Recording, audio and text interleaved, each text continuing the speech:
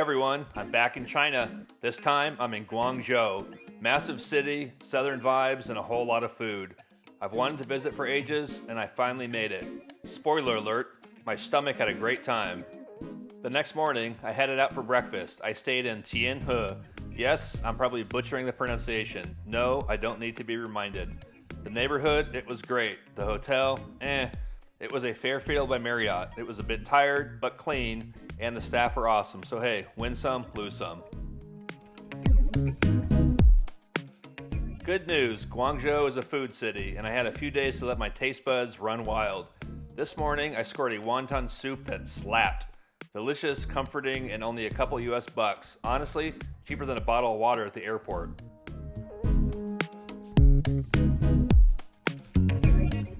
Later that morning, I made my way to Beijing Road, which is part shopping street, part history lesson, part urban jungle gym. It's the kind of place where you can buy sneakers, slurp noodles, and literally walk over ancient stone roads encased in glass-like museum pieces right underneath your feet. You'll find massive department stores and tiny side alleys with the smell of grilled skewers floating through the air. Street vendors are out in full force, selling everything from bubble tea to, I kid you not, socks with anime eyes. I didn't go into the plan, I just followed the crowd, the scent of food, and the occasional shiny object. It's chaotic, yes, but it's also the kind of chaos that energizes you. I've been walking around Beijing Road for a couple hours, soaking it all in.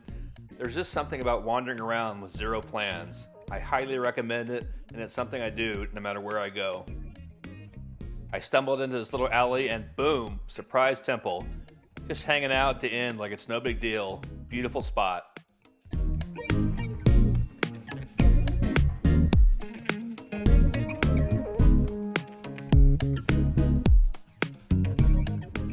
I didn't go into this place, but I had to show you this. A restaurant called God of Braised Pot. I don't know what's in the pot, but I respect the confidence.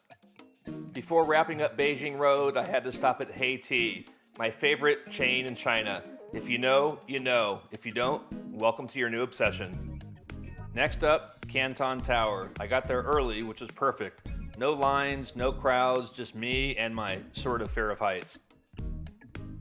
I made it to the top. Great timing, terrible visibility. The pollution was so thick it looked like someone cranked the fog machine at a haunted house. Still cool to be up here though.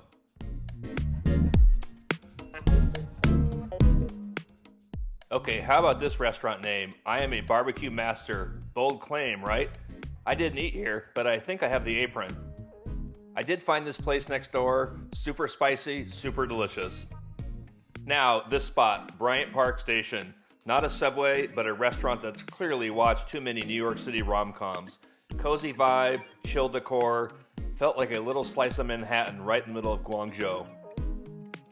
After walking around for 12 hours, my feet were basically screaming at me. But did I go back to the hotel? Nah, I found a bar instead. Sometimes you just need a beer and a stool to take a load off.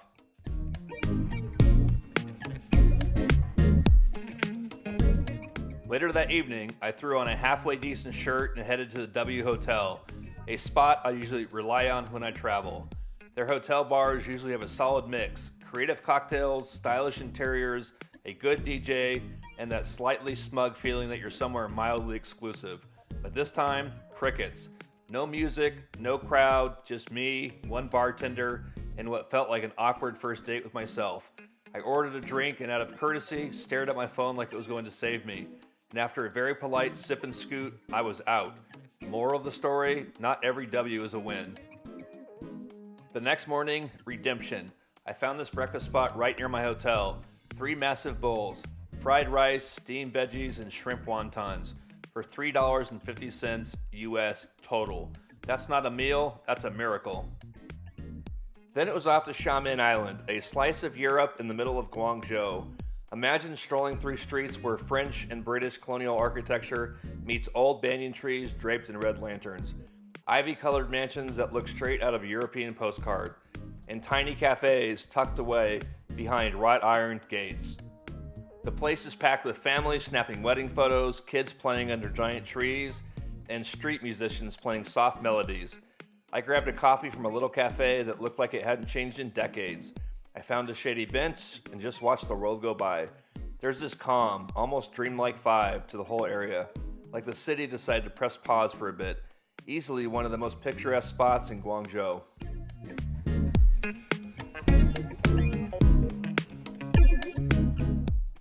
After Xiamen, I decided to just wander. No plans, no destinations. I let my feet do the thinking. That's when I stumbled upon One Link International Plaza. At first glance, I thought it was just another office tower, but inside, 9 full floors of budget shopping magic. We're talking everything: silk scarves, artificial flowers, household trinkets, knockoff designer goods, neon phone cases, calligraphy sets, stuff you didn't know you wanted until you were standing in front of it, clutching it like it was your long-lost treasure. Some of the decor items were legitimately cool. I saw hanging lanterns and I actually want in my apartment. Prices were shockingly low, too. I had to resist filling my backpack with random items I definitely regret carrying in 90-degree heat. But next time, I'm bringing an extra suitcase and no shame. I had one quick stop for a place I wanted to check out, and that was the Guangzhou Opera House. Just from the outside, wasn't dressed fancy enough to go in, but the architecture, absolutely stunner.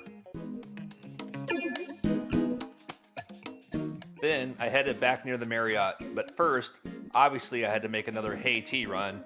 Priorities. I had a fancy dinner planned at the Marriott that evening, but I totally misjudged the time. I arrived an hour and a half early, which isn't ideal when you're starving and dressed like you mean business. So I parked myself in the lounge, ordered a tea, and just watched the world go by. I love these little moments on a trip where you pause, regroup, and soak in the calm before the chaos. The lounge had this kind of upscale serenity, soft lighting, plush chairs, and that quiet hum of people closing business deals in the background. Finally, 6 p.m. hit and it was go time. I made my way to the hotel's restaurant, and let me tell you, this was next level. For around $40 US, it was all-you-can-eat buffet featuring endless sushi, Wagyu hot pot, unlimited beer and wine, and desserts that could shut down any bakery. I'm talking perfectly sliced sashimi, melt-in-your-mouth beef, and a hot pot bubbling away like a personal cauldron of joy. The staff just kept bringing me more plates, more drinks, more reasons for me to rethink every meal I ever called good. I went in with a plan to be civilized and ended up in a full-blown food coma. 90 minutes later, I was bloated, happy, and deeply questioning my life choices, but in the best way. Definitely one of the top meals of the trip.